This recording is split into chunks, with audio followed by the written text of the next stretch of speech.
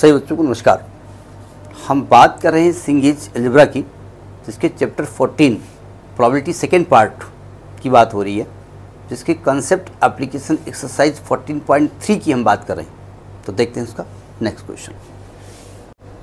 देखिए इसका fourth question क्या कहता है। क्वेश्चन आपकी स्क्रीन पे आ रहा होगा। क्वेश्चन कहता है the probability of happening an event A in one trial is 0.4. Find the probability that event A happens at least once in 3 independent trial. क्या लफड़ा भाई? कहते हैं एक प्रोबेबिलिटी, एक घटना है, कोई इवेंट हुई, उस होने की प्रोबेबिलिटी जो है वो है 0.4। यानी कि हम अगर लैंग्वेज में लिखें कि probability of happening the event A 0.4, तो पहले तो हमको निकालना पड़ेगा कि probability of not happening the event, मतलब प्रोबेबिलिटी ऑफ ए बार। तो ये आप जानते हैं 1 माइनस प्रोबेबिलिटी ऑफ ए होता है, यानी कि 1 माइनस 0.4 होता है, यानी कि ये 0.6 हो जाएगा। ये नॉट हैपनिंग हो गया।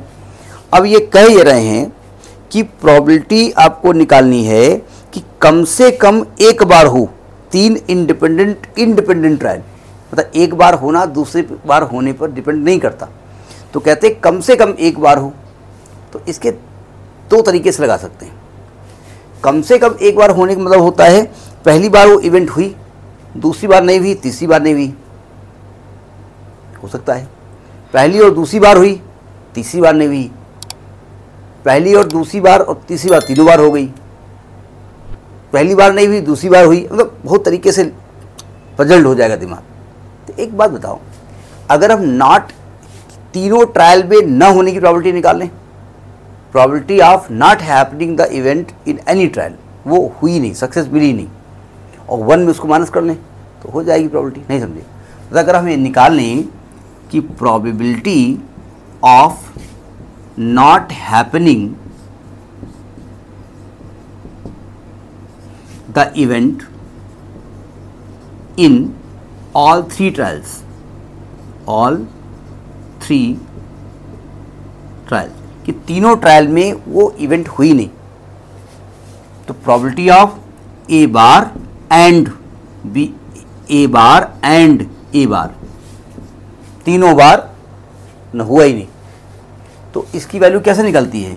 Probability of A bar into probability of A bar into probability of A bar. आप जानते हैं अगर इंडिपेंडेंट इवेंट होती है तो हमने बताया था कि probability of A intersection B को लिखा जाएगा probability of A into probability of B. आपको ये टॉपिक पढ़ाया गया है ना। तो इसका मतलब ये होगा 0.6 इंटू 0.6 इंटू 0.6, 6 का 216, यानी 0.216। तीनों बार में नहीं हुई।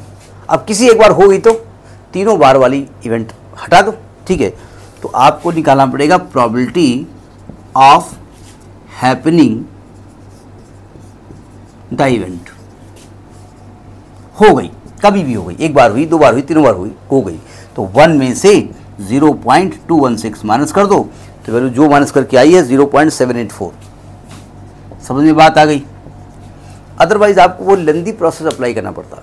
पहली बार हुई, दूसरी बार नहीं हुई, तीसरी बार हुई, पहली बार नहीं हुई, दूसरी बार हुई, तीसरी बार नहीं हुई, पहली बार नहीं हुई, दूसरी बार नहीं हुई, तीसरी बार हुई, पहली दूसरी बार हुई, तीसरी बार नहीं हुई, तो मतलब समझ गया ना।